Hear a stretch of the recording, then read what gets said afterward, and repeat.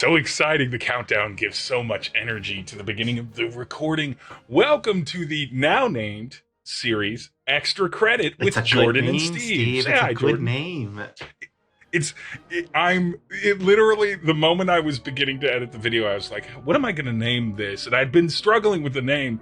And then the moment my brain hit one school pun, I was like, why didn't I think of high school? For those that haven't watched Fantasy High Junior Year, episode 2, there's going to be spoilers. So stop watching here after you, of course, like and comment and subscribe, so that you can come back to the video because you're a good YouTube citizen. And go watch the episode because we're going to be talking spoilers. If this is the first episode of one of these, we have a whole series. We're doing them weekly.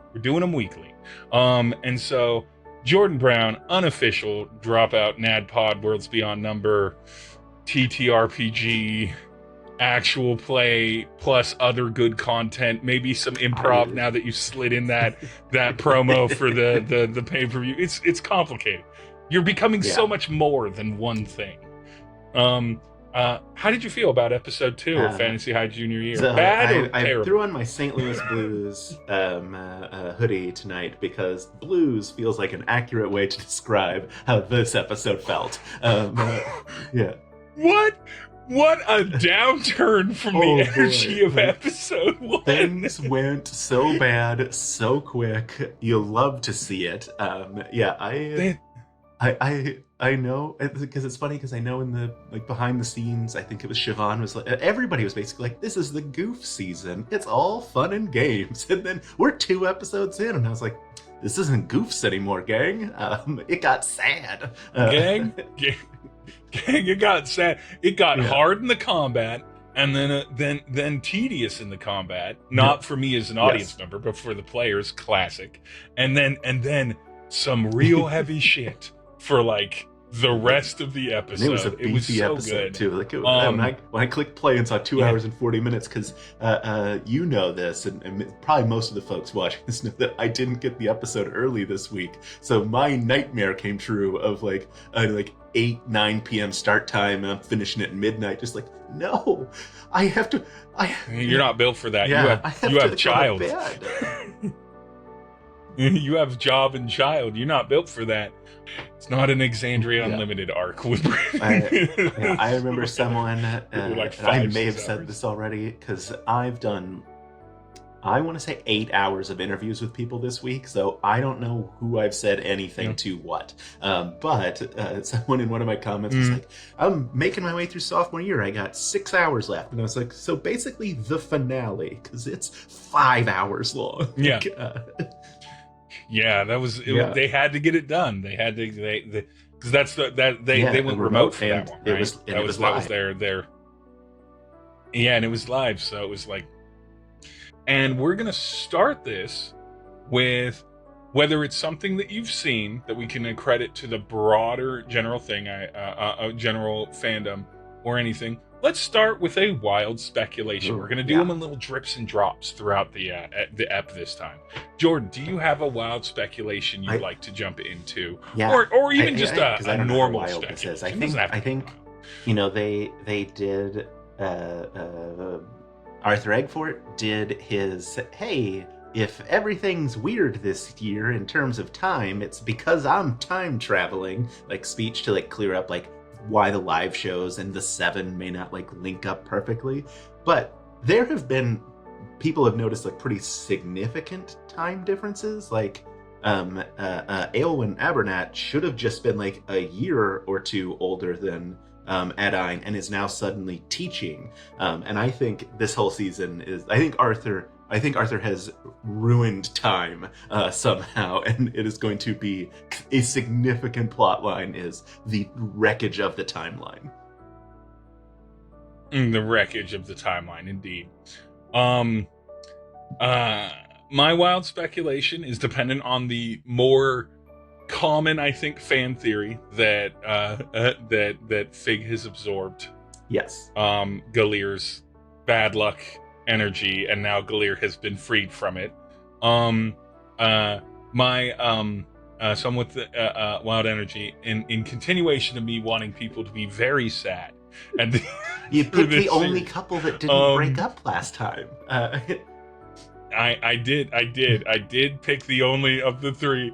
But I think that, well, number one, they will, because I think that Fig is going to keep this. If this problem can't be resolved, I think she's going to keep it to let her father figure have a good life, and Fig is going to fade into probably one of their most unspoken nightmares, which is incredibly forgettable mediocrity and averageness. And I think that is going to be the result of them. Like, they're going to find some peace in it. They're going to find some warmth in it, as Galir found, but they're just going to survive with it. And that's my wild speculation. I think that's Fig's going to have a bad time, and I think that they're going to stay having a little bit of a bad time.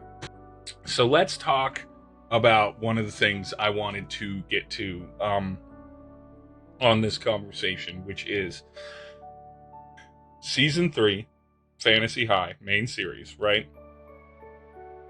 We're watching Act 1 play out of the campaign, because Brennan is not unfamiliar to the 3-act structure and absolutely tends to storytell with it, as most people raised in Western storytelling do, almost on instinct. But it's also an Act 3 of the Night Yorb story and the 3rd season or 3rd act of the Intrepid Heroes.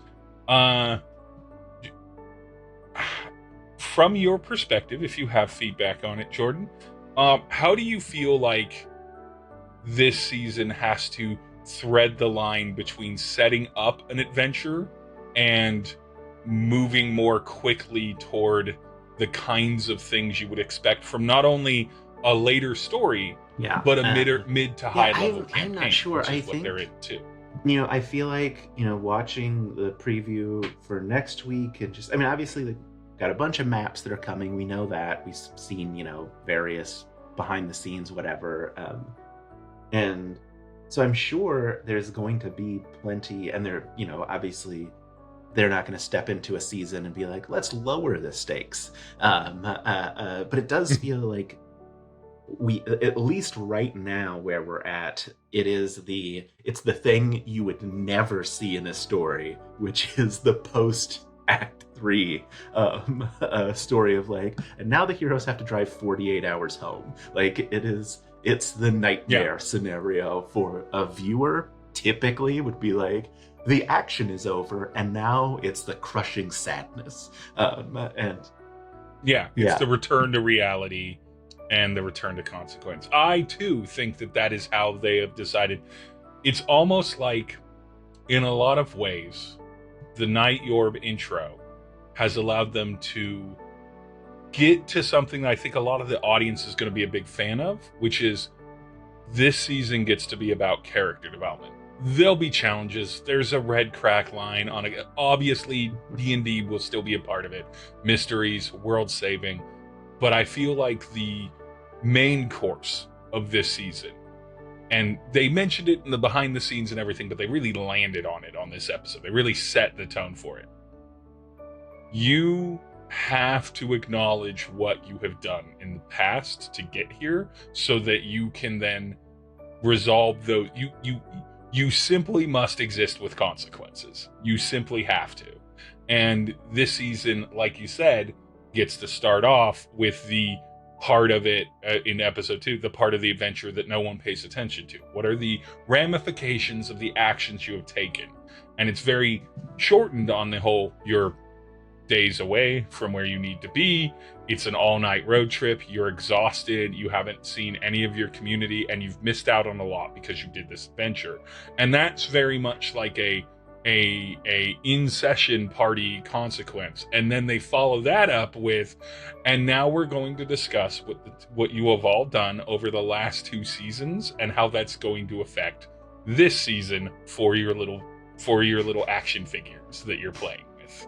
And it is heartbreaking. Every single scene, except for maybe Gorgugs, is a net heartbreak in my mind. Gorgugs still has some pretty sad moments. Though, like, Zelda sad dropped bits, off your but it's stuff. more of a Zelda's mix. dad dropped off your stuff, no less. Yeah. Zelda's The dad bed dropped off shatter. her Oof. stuff. Like there was some sad, just like Gorga just not catching a break here. And who knows what's in those letters? It can't be good because Brennan wanted it to be sadder, and Zach just said no. Nope. Yeah. He'd just go to bed. He'd just be like, "This is a tomorrow problem," or something. But yeah, I think that's the way that they're threading it, is that by getting into the consequences of the previous 2 seasons, it doesn't feel like you're going back to the beginning of a journey, but they are at the beginning of a school year and the beginning of having to deal with these consequences. So it does reset it to, here are the challenges in front of you. These are your various calls to action. With that, we're going to cut. We're going to watch a wonderful commercial for this episode's sponsor, patreon.com/the Jordon Brown. Jordon will continue to not see proofs of these ads or even hear pitches of concepts from me, at least for now, unless I get wild and I start needing like VO from him and everything like that. But we'll get there. I got to do 20 unique ones because I said that I would on the internet. So here's Jordon ad number 2, and we'll be back after that. Do you suffer from headaches and migraines, nausea and stomach cramping, muscular pain and joint pain, or bouts of vertigo and dizziness? Introducing Jordon Brown's Patreon. Jordon Brown's Patreon will allow you to touch flowers slowly in a field, or play catch also in slow motion with strangers in an open park. Climb mountains even though you've spent 0 days rock climbing. Simply take Jordon Brown's Patreon as prescribed by a doctor and have pleasant conversations with medical professionals in slow motion. Patreon.com/thejordanbrown. Try it today. Warning, Jordon Brown's Patreon is neither a treatment, cure, or preventative for any known diseases. Please take it with caution. I am curious, with some more wild speculation, Jordon. Speculate very specifically. I feel like, to kind of contextualize this, I feel like this season is going to be about addressing all these problems that were brought up in this episode, right? Like, there's more, but there's going to be a lot of personal character growth in this season. Speculate, who do you think of the bad kids is going to do the best at this, and who do you think is going to do the worst at this? And by that I mean become the most evolved person, not the funniest, not dominated, or dodge out of the way of it. Who do you think is going to take it, absorb it, and evolve the most from it? I mean, I feel like Riz is going to be forced to evolve the most out of it. And I don't think he's going to want to, but it's just going to be forced into that situation of like Skland is going to be like, hey man, it ain't happening.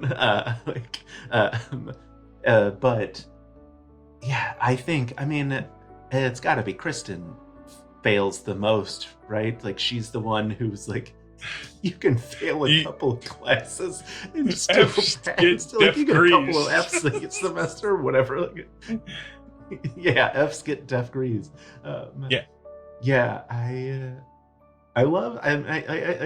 think you're right that Fig has taken on Galier's bad luck, so I could see that affecting that. But I think like, I mean, I only said that this is the season where Kristen's choices stop being cute, and I think we've already seen the like, I'm rejecting another god that I worship. Like, I feel like there'll be a lesson in there that I think Kristen will learn, but I don't know if it's going to be the lessons that we talked about in this particular episode. So for me, I'm gonna outside choice. I'm gonna pick Fabian, and the reason I'm gonna pick Fabian is from episode 1 Fantasy High to let's not talk about the ECAF situation, but to the end of sophomore year, massive growth arc for them, and so I don't think they're done. I think Fabian's was the one that was Fabian's opening of "You're a rich boy now, Fabian. You're a rich man now, Fabian, and you have no one." Enjoy was like the first warning shot of it's not going to be good, guys. This is not going to be a fun time. All right, who do you think the principal's going to be? Well, I watched the preview. Oh, I did not watch the preview. Do they say who it is in the preview? They do say who it is. Well, then tell me, so Jordan. Who do you think? Who do I think the principal is going to be?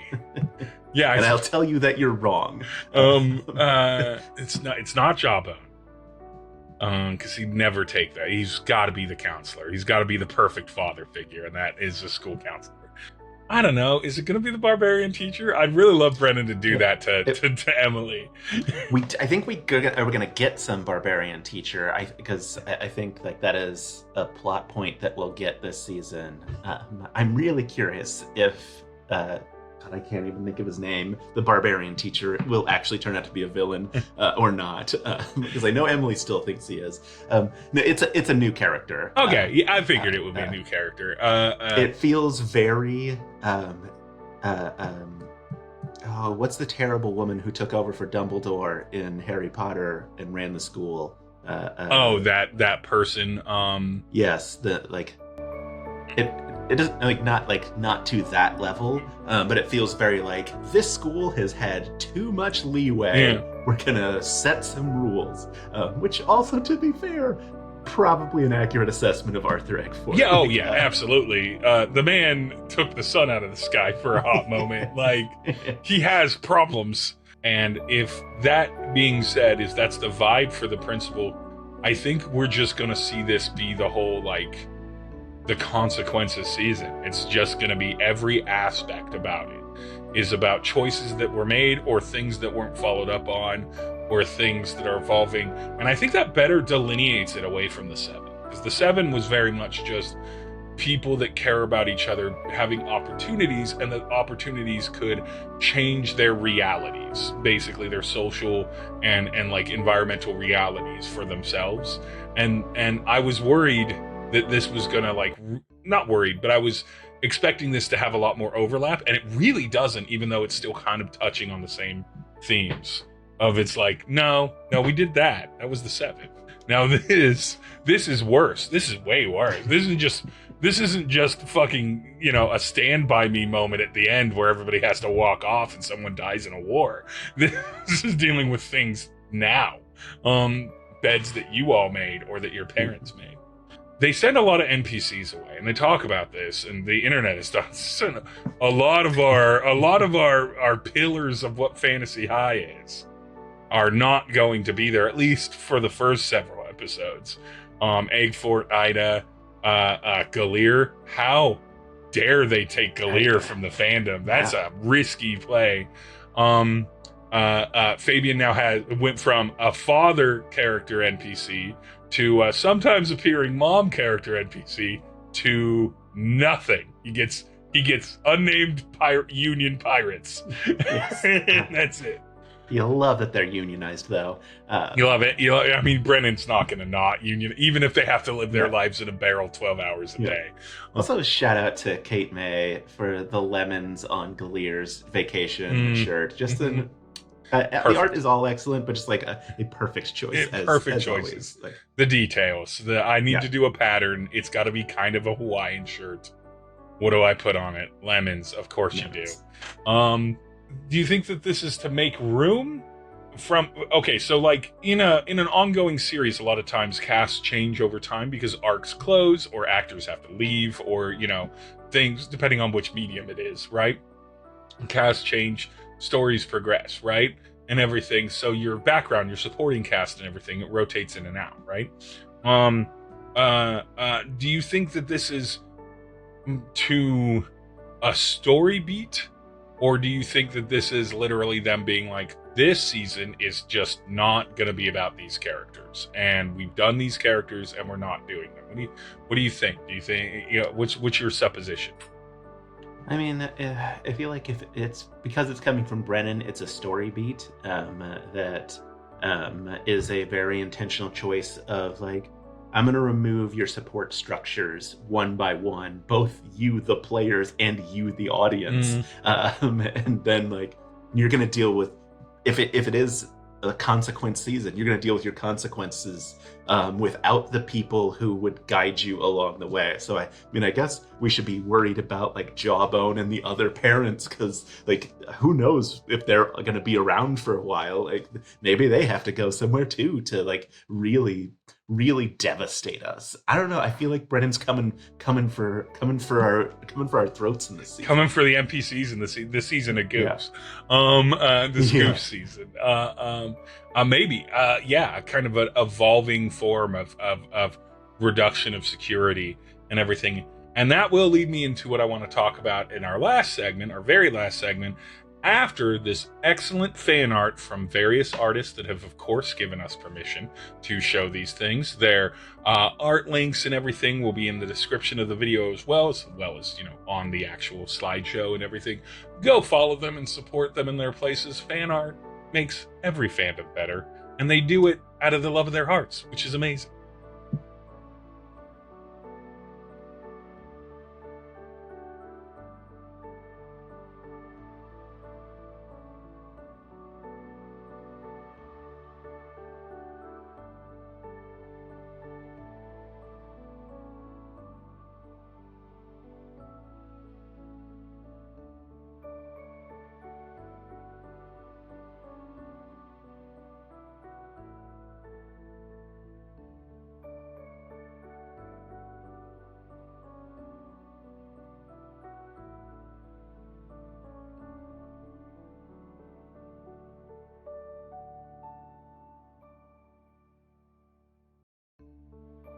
All right, thank you again, wonderful fan artists. Again, you can follow all of their fan art in the description below. It's all information down there.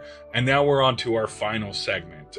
So we've been speculating a lot in this episode, mostly to avoid being sad about talking about every detail of every sad moment that is the last hour or so of the back third of the episode. I simply can't talk about cottage cheese a la mode. We can't. You cannot. You can't. You can't. I am a fat man. It was hurting my heart watching that, being like, there's so many things that go with ice cream. Stop it. But nonetheless, let's talk about the fact that this season they're back in school. Quite actually back in class for a number of them. And I feel like we're going to get a little bit more of that than we got certainly in sophomore year, where it was like you have to go on a journey and then and everything. So what do you think might be some high school story tropes that we haven't really gotten to see? And when I say high school story tropes, I'm not just talking about like themes. I'm talking about like events and stuff that's in high school that we haven't really gotten to see from Fantasy High or the 7. That might show up this year in junior year. Yeah, I mean, it does. It's been obviously a long time since I've watched freshman year, but it does feel kind of like they're going to class for the first time as juniors. It kind of is. Yeah, it kind of is for some of them. But yeah, I like, man, like my brain jumps to a bully a la like Spider-Man bully, where it's you could destroy the bully, you're a level 10 adventurer, but for whatever reason, like they're cool and popular in this classes that you take, and also you can't kill someone in your school anymore. I don't know what the rules are exactly, because they killed Coach Daybreak pretty violently, but hey, he was bad. It turned out bad. Yes, they confirmed it after the death, so it's fine. I think event-wise, I think there's a few things that they could really get going there. They could do like they've done a football field and they've done sort of like a graduation dance sort of concept, but they've never done like a formal dance, like a evening under the sea, like prop with their modern set design structures and stuff. So they could have a lot of fun with that. I think that I'm gonna swing loud on this, and I know this is wild, but we have talked about Egg Fort and time. If there was ever a time they were gonna do a Back to the Future episode where they all got to see their parents when they were their age, now man. would be that time. So good. Now would so be good. that. I would fucking die for that. If they did that, I would break my laptop in half in celebration. It wouldn't be a good thing for me. I'd need to buy a new laptop, but I'd be like, yes. So excitement. So I'm thinking like a flashback episode, if you will. But I think in their form, if they're messing around with time, going back to whether or not they all actually were exactly lined up or anything, or even actually in the same place in history because of what Egg Fort has done, all of their parents when they were in high school and all the same age. Very tropey 80s sort of delivery. Yeah, Adine's 300-year-old father is somehow in in high school with Jawbone, who's 44 or whatever. Yeah, or whatever. You know, and so in my mind, I think that would be a really fun episode, or two-parter, honestly, because I could imagine a story and a fun combat. What else? What other high school tropes do you think might possibly? Yeah. But I know we've seen sports kind of, but we haven't seen the big game sports kind of thing. I wonder if we'll get the classic Fabian. It seems like the most likely, but Fabian and Gorgug teaming up Friday Night Lights style. To be that would be so good. Got to win this championship. And we got the excuse. They're on the team. They're on the Fabian's the team captain. And so they could really pull in some of those bits. Yeah, we haven't really seen a good big sports one. I know Brendan's not a sports guy, but maybe he talked to Abria beforehand. You have to get coached. Got prepped for it. Maybe he just hands it off to Lou, who also isn't that much of a sports guy. And there is not a lot of sports guys on Dimension 20. I think, honestly, and this is purely because he's from Alabama, probably Zach. Probably Zach knows. Oh man, knows the most. I was just listening to the Unprepared Casters that Zach Oyama guests on, and he drops into his Alabama accent for his character, and it is wild to hear him do it. Go listen to it. It's flawless, of course, but just it's so not the voice I expect from him. Well, for all those who want to listen to that, check the description. I'll link to the episode in the description there, because everyone should hear that, including myself, who will listen to it probably tomorrow. But yeah, I think we're just going to get a lot more high school. I think we're going to see a lot of the teachers. We're going to see a lot of new teachers. So again, we barely got them. We barely got them freshman year, and then of course we didn't get them sophomore year. And so we've, for a show that's set in a high school, it's not had a lot of high school going on about it. But yeah, I think we're gonna see a lot more teachers. I think we're gonna see a lot more like the grind of high school this year, which is very kind of foreshadowed and on purpose, right? The grind of high school, like cramming for tests or having to do a report all night. I would love it. I would love it. I don't expect them to do this. I would love it if for some reason, what is it? It's Fig and Kristen that are the ones that are in danger of being expelled. I would love it if one of them literally can't be with the party in a battle because they have to stay home and finish a term paper. That would be wild. That would be wild. It would be hard to do as an actual play. But if they could pull it off, I'd be like, the accuracy, the immersion. If anyone could pull it off, of all right, and now we go to Kristen, who's in her room. Roll an intelligence saving throw to see how far you've gotten on your paper so far. And then and back to the battle. To the battle. And it's as your mind wanders and everything keep coming to Kristen in round. Yeah. But with that being said, and with us having taken up enough of our audience's time, everyone who clicked on it, definitely still watching, because everyone knows that everybody watches every YouTube video they click on all the way Definitely, through. Especially if they're 30 minutes. Yeah. YouTube's 30 minutes. That's short form That's- content, baby. Yeah. This That's might what as we're well be a looking for, TikTok. Yeah. But nonetheless, Jordan, do you have someone you would like to shout out from the TikTok Dimension 20 Dropout fandom? Yes, I do indeed. At Murph Manifest. That is our dear friend Alex. Yeah. He is my real life Riz. Mm. He does a fantastic Riz cosplay. Does excellent D20 and just general dropout and NADPOD edits, which you don't get a lot of NADPOD edits. And I really appreciate that. One of the things that I will say that I have told him many times that I love about his edits is he puts music on, but he also puts the lyrics to the music and the things they're saying, and he balances them really well, because I never know the songs that people put because I'm 40 years old and I don't know music. And so like they'll put a song, be like, it fits perfectly, and I'm like, I don't know the song, so I'm trying to listen by to that, Sum but I'm also 41? trying to I don't recognize know the song. music.